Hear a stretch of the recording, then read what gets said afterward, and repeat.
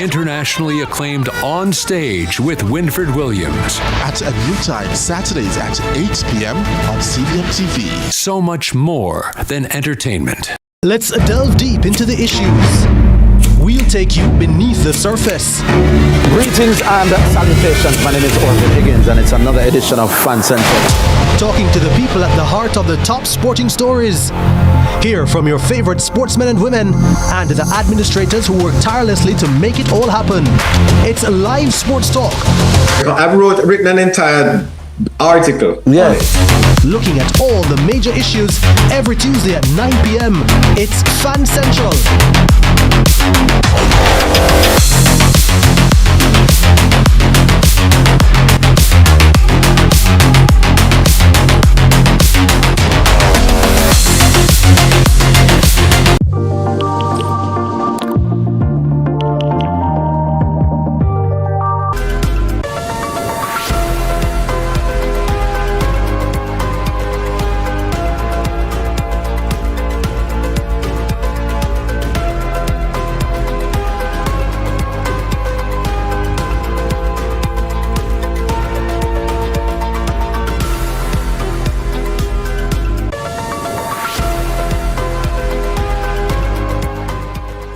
Thanks for joining us for CVM News at noon. It's Wednesday, March 4, 2026. I'm Amoy Harriet. There's an update this afternoon following the tragic death of an infant in Manchester. Acting Commander for the Manchester Police Division, Deputy Superintendent Lois Daniels, says the mother of the 2-month-old baby is now receiving mental health treatment. The infant, Mateo Forbes, reportedly drowned in a bucket of water on Tuesday afternoon. Police say the matter remains under active investigation as authorities work closely with health professionals to assess the circumstances surrounding the incident. Our further investigation revealed that the mother of the child is an outpatient at the mental health clinic at the Percy Junior Hospital. She was picked up yesterday by members of the Manchester Mental Health Department and transported to the Percy Junior Hospital, where she is now currently restrained and is undergoing medical treatment. Further investigation continues in this matter. Now, the tragedy has sparked renewed concern about maternal mental health and the need for early intervention and support systems for vulnerable mothers. We'll hear more about this in our live interview segment with psychologist Miss Sonia Winter. Now, dozens of supporters gathered at Emancipation Park on Tuesday in a peaceful show of solidarity for the family of Melissa Silvera. The demonstration drew friends, relatives, and concerned citizens who voiced their support and called for justice. Our reporter Kevin Black was on the ground and brings us the reaction from those in attendance. A myriad of people came out at Emancipation Park on Tuesday following the gruesome 2023 death of Melissa Silvera. Well-wishers, family members, and other participants came out pleading for the lessening of violence towards women as well as to provide support to the family. CVM News was on location and these are some of the people we spoke to.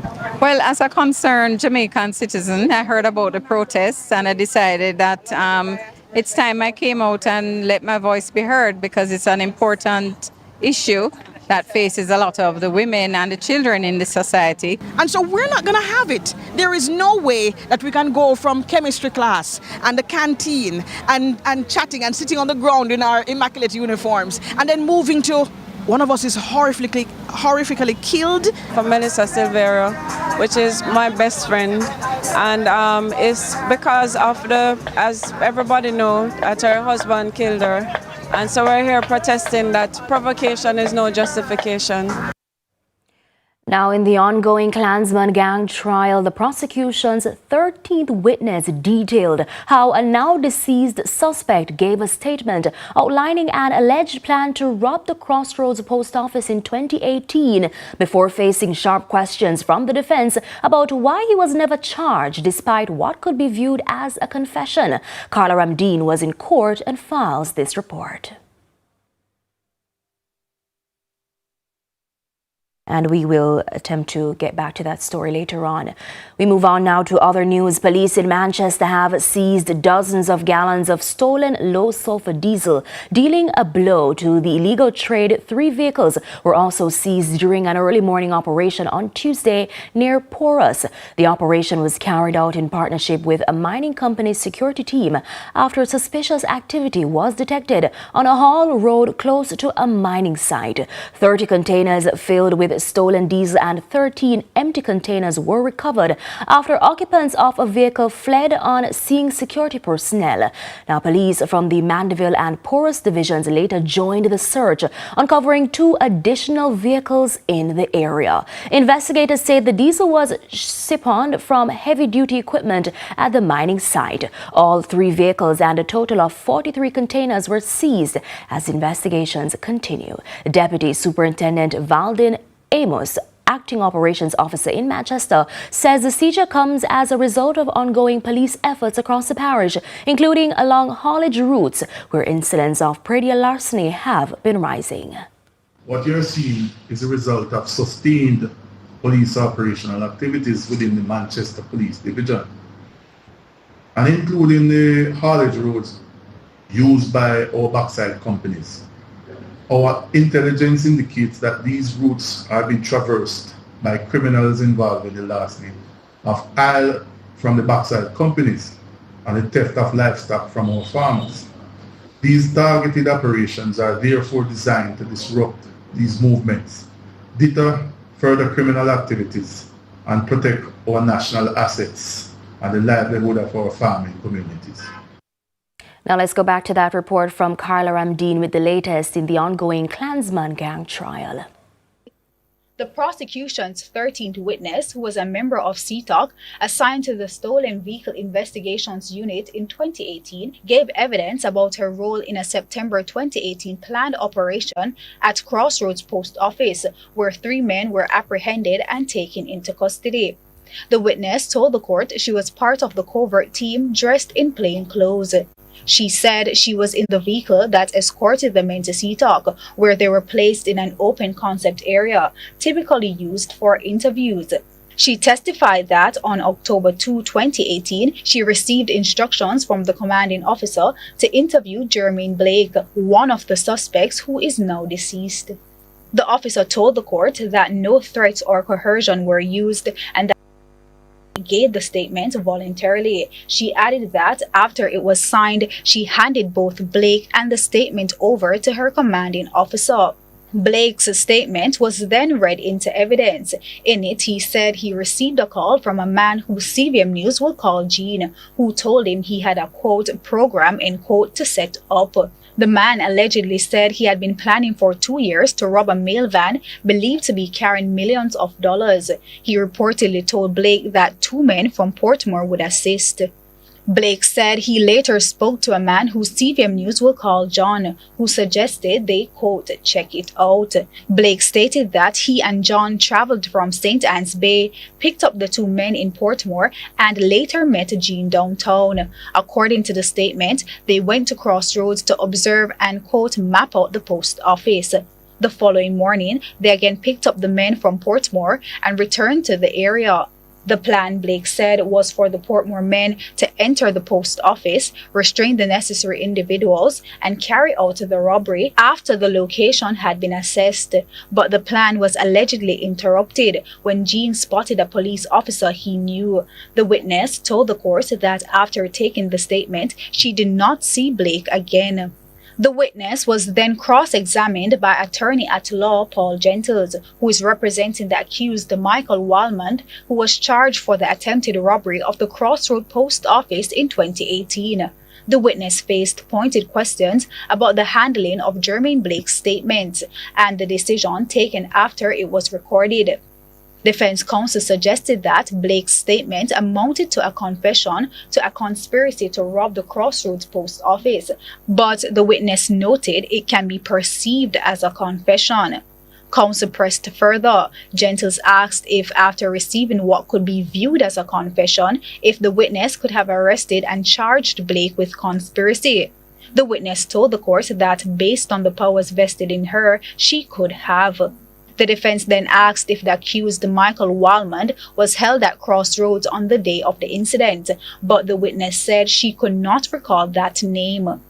Gentles posed that the men who gave the statements that could be perceived as a confession were not charged, but his client was. The witness said she was unaware. Cross-examination is set to continue on Wednesday. Carla Ramdeen, CVM News. Minister of Foreign Affairs Kamina Johnson-Smith is reminding the public to avoid all travel to the Middle East. She also says nationals already in the Middle East are being advised to exercise extreme caution and to follow instructions from official sources. Now, this was a part of the second advisory from the Ministry of Foreign Affairs and Foreign Trade on behalf of the government during this week's post-cabinet press briefing, as the ministry continues to monitor this rapidly evolving security situation with concern. Nationals in region should therefore continue to follow the instructions of local authorities and to remain alert to developments that may impact their safety. It is important to remind Jamaicans and your families to rely on verified information from official sources and established news organizations. Unverified reports circulating online may contribute to confusion and anxiety, and individuals are It's time now for a break, but stay with us for a live interview when we come back.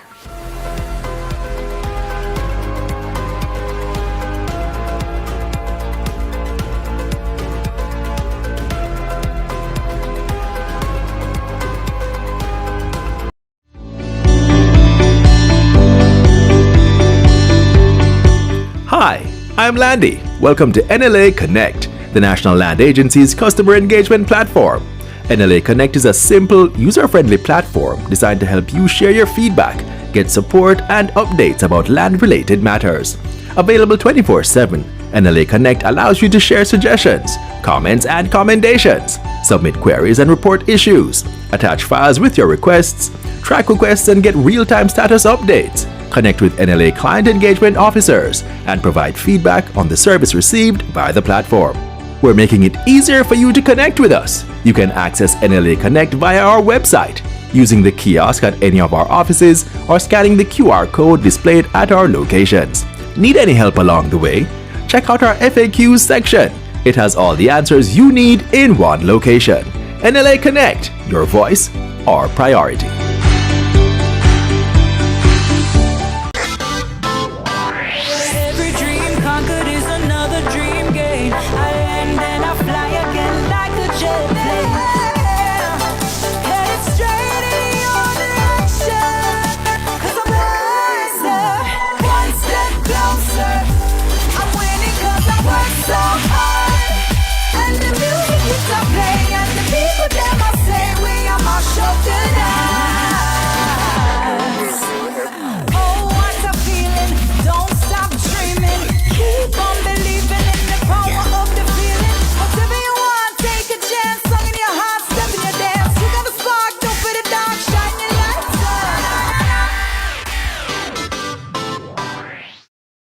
Let's delve deep into the issues.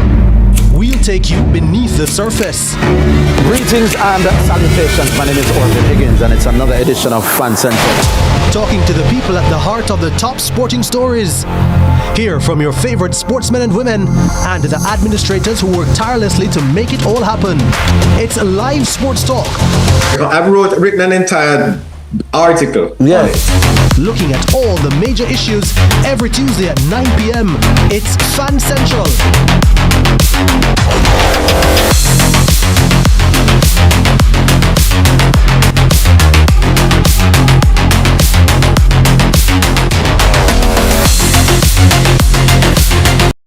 Tune in to Lead Story, weekdays at 6 p.m.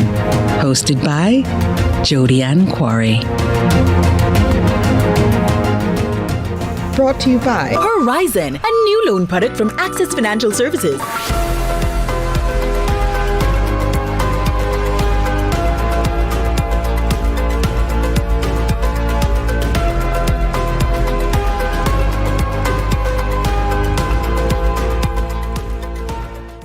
Welcome back to CVM News at Noon. Postpartum depression affects millions of women worldwide, and experts say it's far more common and more serious than many people realize. Globally, nearly 1 in 5 new mothers will experience postpartum depression, while studies suggest the numbers may even be higher in Jamaica and other parts of the Caribbean. Now, unlike the baby blues, postpartum depression can last for months, and if left untreated, can affect both mother and child. Health professionals stress that early support and treatment can make a critical difference. Joining us now is Sonia Winter, who is a licensed clinical psychologist. Good afternoon, Miss Winter. Hi, good afternoon, Amoy. Have here suggests that global studies are saying about 17 to 20% of women experience postpartum depression, but research in Jamaica says the rates are as high as 1 in 3 new mothers. From a psychological perspective, why are postpartum depression rates significantly higher in some societies than others? Okay, it's mainly about, number one, the stress factor that some women in some communities and some environments have to face, number one, and number two, the support that is available to these women. So in countries like Jamaica and other developing countries, chronic stress is much higher than in more developed countries, so where there is poverty, where there's exposure to violence, either in the home or in the community, when there is unstable housing or food insecurity. Those are factors that can make the prevalence of postpartum depression increase, because when, the stress on mothers stays high for a longer period, that's what can, cut down their ability to cope with depression after the baby is born. And then, of course, another important factor is the social support that's available. So in those societies where women have practical support, either from the community or within their homes, support where they can get proper meals, get proper sleep and childcare support, emotional support, they will tend to do fare better, versus communities such as ours, where that would be lower and cause higher incidence of depression. There in our society, I've noticed that there seems to be somewhat of a sense of nonchalance when it comes to matters like these. So people will brush it off and say, oh, that's like a baby blues. And what happens is that this tends to sometimes go undiagnosed. How then can, mothers or even health professionals distinguish between just like a mood change versus postpartum depression? Okay, it's about time, how long it's enduring, Amoy, and how intense it is. So baby blues is common for many, many mothers, and it's where their hormones are sort of out of whack after the baby is born. But it usually lasts just about 2 weeks or so, Postpartum depression, number one, lasts for longer than that. And also you will notice that rather than the depression getting better, as in baby blues, is getting more and more intense, So over longer than 2 weeks, where it's starting to also affect the mother's ability to cope. So she's showing signs of depression such as loss of interest, inability to bond with her baby, having thoughts. The main one too is thoughts about harming herself or harming the baby. Those are signs that it has gone over into postpartum depression. So once it's persistent beyond 2 weeks, Samoy, and it is becoming really frightening in terms of how you see the mom responding, then you know that it has gone over to postpartum depression. So how do social and economic pressures actually intensify postpartum depression? Okay, once there is social or economic pressures, right, the body of the mother stays in the fight or flight response is what we call it, okay? So their nervous system is in survival mode all the time, For women in our communities, they're not only recovering physically from the delivery of the baby and labor and pregnancy, they're also trying to survive financially and emotionally. So that need to survive keeps them in a survival mode for a longer period of time, and that can fuel worry, anxiety, low mood. Those are the things that can contribute to postpartum depression in situations where there's economic and social pressures. And then also the social pressures of just not having practical support, can cause it to really affect the mother of the baby. and not having care delivered to her is what can really make it worse in these societies. So what exactly would happen if it's left untreated, not just for the mother, but for the child? What would that look like? Okay, it gets much more intense, as I said. You will see for some women, it affects their ability to even care for themselves. You know, self-care will deteriorate, their relationships start to deteriorate. And for many women too, they might start to abuse different substances to help them to cope. And as I said earlier, the real trigger that you're looking out for sometimes where you know they need professional help immediately is where they're starting to have thoughts about harming themselves or their baby. For the baby now, postpartum depression really disrupts the mother's ability to bond with baby and to respond to the baby's needs. So over time, the baby, as they develop into toddlers and young children, they start to show emotional difficulties.